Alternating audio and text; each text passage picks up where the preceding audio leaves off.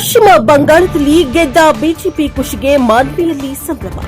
ಮಾನ್ವಿ ಬಸವ ವೃತ್ತದಲ್ಲಿ ಬಿಜೆಪಿ ಮಂಡಲ ವತಿಯಿಂದ ಪಟಾಕಿ ಸಿಡಿಸಿ ಸಿಹಿ ಹಂಚಿ ವಿಜಯೋತ್ಸವ ಆಚರಿಸಲಾಯಿತು. ಮಮತಾ ಬ್ಯಾನರ್ಜಿ ಅವರ ಆಡಳಿತಕ್ಕೆ ಅಂತ್ಯ ಬಿದ್ದಿದ್ದು ನರೇಂದ್ರ ಮೋದಿ ಅವರ ನಾಯಕತ್ವ ಹಿನ್ನೆಲೆಯಲ್ಲಿ ಬಿಜೆಪಿ ಮಾಜಿ ಮಂಡಲ ಅಧ್ಯಕ್ಷ ಸುಧಾಕರ್ ತಿಳಿಸಿದರು. ಈ ಸಂದರ್ಭದಲ್ಲಿ ಸ್ಥಳೀಯ ಪದಾಧಿಕಾರಿಗಳು ಹಾಗೂ ಕಾರ್ಯಕರ್ತರು ಉಪಸ್ಥಿತರಿದ್ದರು. Bureau report MD Gouse, NKS ಟಿವಿ4 ಮಾನ್ವಿ.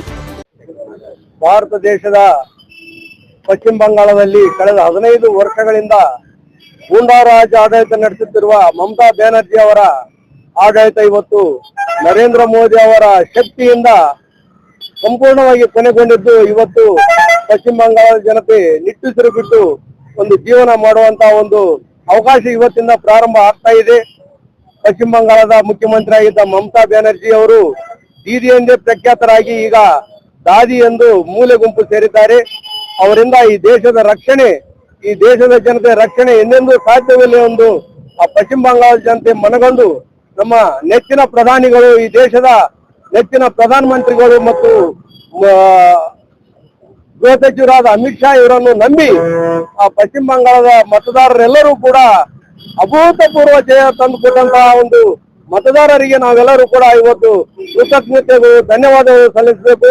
ಅದೇ ರೀತಿಯಾಗಿ ನರೇಂದ್ರ ಮೋದಿ ಅವರ ಶ್ರಮ, ನರೇಂದ್ರ ಮೋದಿ ಅವರ ಅಭಿವೃದ್ಧಿ, ನರೇಂದ್ರ ಮೋದಿ ಅವರ ಭರವಸೆಗಳನ್ನು ಇವತ್ತು ಆ ಪಶ್ಚಿಮ ಬಂಗಾಳದ ಜನತೆ ಒಂದು ಅರಿತುಕೊಂಡು ಅವರೆಲ್ಲರೂ ಕೂಡ ನಂಬಿ ಇವತ್ತು ಭಾರತೀಯ ಜನತಾ ಪಕ್ಷಕ್ಕೆ ಅಧಿಕಾರ ತಂದುಕೊಡಲಿ ಸಫಲರಾಗಿದ್ದಾರೆ.